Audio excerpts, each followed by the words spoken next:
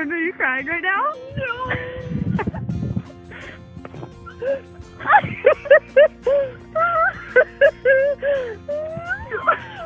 My sister cries at everything. Well, I've cried probably 3 times a year in the past year. Jordan has cried at Maleficent more than once. Blue Valentine about 110 times. She even cried at Ted. Yeah, that terrible teddy bear comedy that isn't meant to be sad at all. Most people think we're trying to pull one on them when we say we're sisters.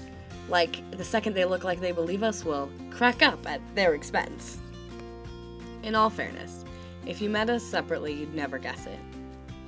5 years older than me, it isn't just the temporal and physical differences that separate my sister from myself. Jordan is just so incredibly smart. There was a girl and a boy, and the girl made a Ray Bradbury reference, and the boy didn't get it, and they broke up.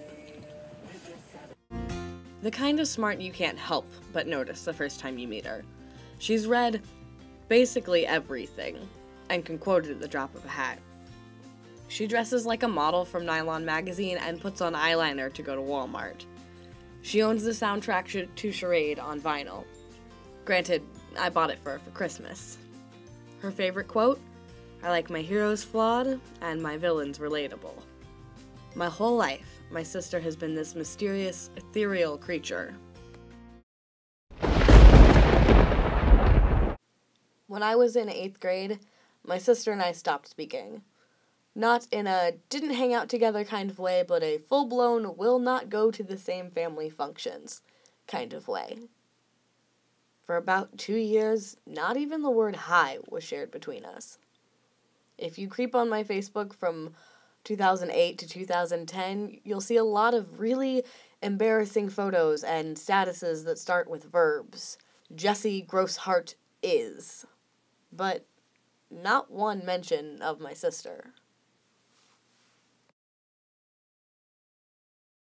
This would be the point where a lot of people would tell you why we stopped talking. For some, it might even be the point of this essay. But the truth is, it doesn't really matter to us anymore why we didn't talk. And it shouldn't matter to you either.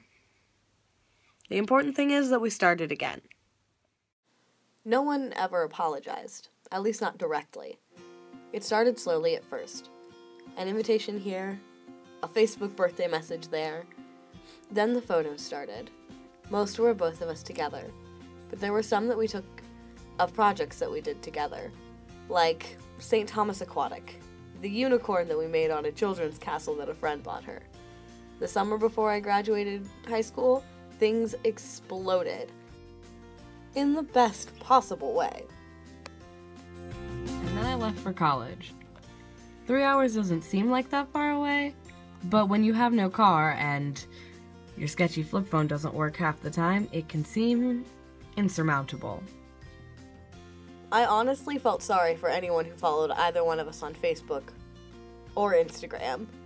Anytime a major holiday came around and I was about to go home, well, there was a firefight! Of who could love who the most, or who missed who the most, or who thinks the other is prettier, smarter, or better at life. This is how organized Jesse's life is. My life be like. And just general ridiculousness, usually in public. Whenever we get ready to go out, there is a definitive routine. We argue about who's going to pick out the other person's outfit first. I always lose, and trudge to the closet asking, "What music are you in the mood for?" The answer will determine more than just our Pandora radio station.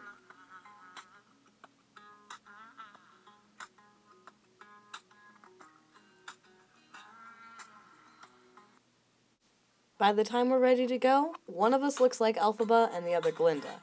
Who's who changes every time. Intimacy or closeness means to feel known. My sister and I can and have talked about most of the big things in our lives. Like how much she still worries and cares about her ex's daughter, or how scared I am that I'm going to epically fail at adult life, or how much I really miss her when I go back to school. But we really don't need to talk about those things anymore. They can be communicated with a look, or a hug, or even the purchase of Starbucks. We focus on the small things, like making fun of the new Fast and the Furious movie, even though we both loved it. Short and tall, curvy and thick-thin, dark and light hair, and clothes were polar opposites of the same genre. Like Stormer and Kimber from Gem and the Holograms, the nice mean one and the mean nice one. This past year, my sister got me an iPhone 6 for Christmas. It has 128 gigs of memory, but most of it is used to hold terrible vines of us and a ridiculous amount of photos.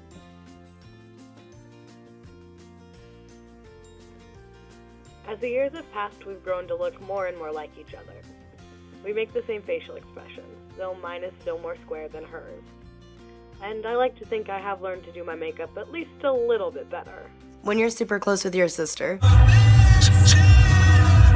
if you mess with her, you're messing with me.